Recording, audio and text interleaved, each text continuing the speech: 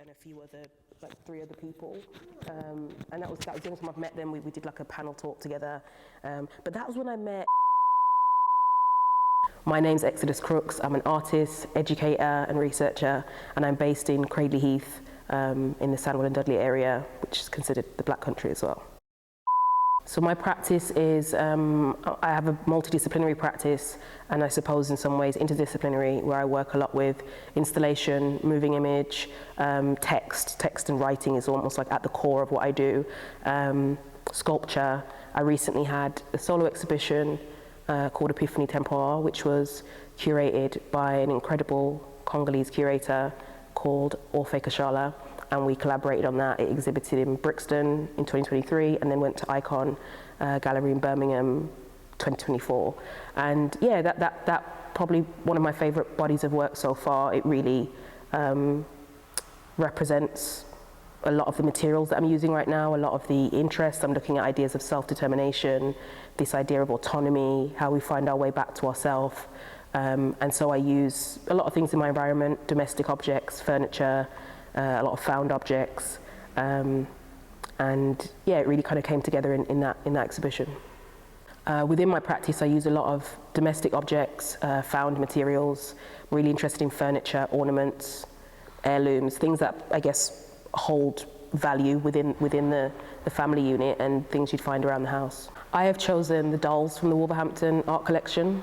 I chose the dolls from the Wolverhampton Art Collection because I was really interested in, I suppose it's one of the few artworks, I guess, that make me think of childhood. And so when you think about dolls, you think of this playfulness, this childhood, this nostalgia. I was interested in the fabrics too, the materials used to make these dolls. They're not your typical, plastic necessarily. It's going to be some sort of material, fabrics that have been stitched together, and just again something domestic. I suppose it really connects and resonates with my practice, and I suppose it represents the children of a particular time as opposed to adults. One thing that I also realized when thinking about the dolls and looking at them in the collection was the context, the racial context around some of these dolls. And just how they were used in a very offensive way, and how they became quite a symbol of. It became a taboo symbol, of course, and now it became to a history where there was a point where people started to try and get rid of those dolls as well, and sort of want to disassociate themselves with these offensive symbols. And it's just always been interesting to me to see how people react around these dolls, what they mean, what they meant. Myself as a Black person now, how I feel about them as well, because I have a sort of complex reaction to them that I'm still figuring out. So yeah, I think I'm always interested in parts of history that are crucial, but also themes of childhood. I actually love the Black Country accent. I love the Birmingham accent.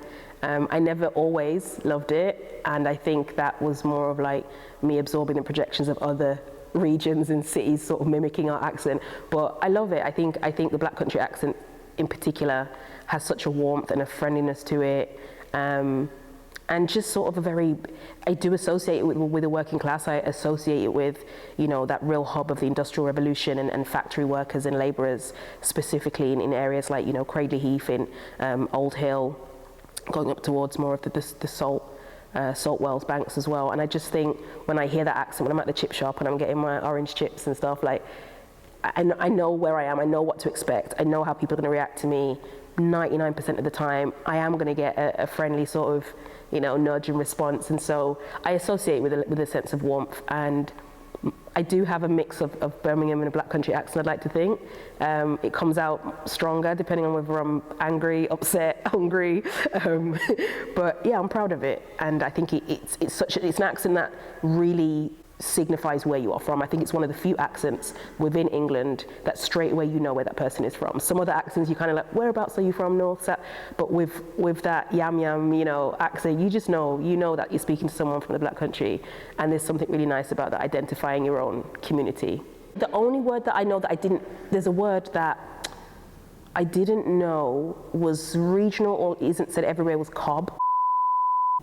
I thought the word cob was literally like everyone called it a cob. That is exactly what it is across the entire world, I suppose. Not world, but you know, and it's not. So there's a little bakery by me actually, and they're just known for their cobs. They're not, that people are coming from, you know, everywhere for them. And so I guess that's the word that I think of when I think of the Black Country now. I think that art galleries in the Black Country are so essential, specifically because of class as well. I think because both in Wolverhampton, areas like Walsall that have such a high working class community, to have art that is usually, you know, positioned as something quite elite and not for the working class. I think it's so important that you have accessible art galleries here, that school kids, families, aunts, uncles, whatever type of new modern family and structures that we have can come in for free and come to a place like this and see, you know, historical art as well as contemporary art. I think that is so valuable. I come here a lot at the moment with school groups as part of the work I do. So I've led workshops here, but I've also done stuff where I'm bringing kids on a trip here, and it's just an incredible response, because a lot of the time they've walked past it. You know, this art gallery is positioned right in the town, you know, they've got the high street, people are shopping, and then they've got this gallery. And so I think there's a really nice relationship that gets built when young people are thinking, okay, I'm going to go to the Chippy, I'm going to go to Primark, and then I'm also going to go to the art gallery. It becomes almost like a fixed part of their life and their culture, and I think that's incredibly valuable.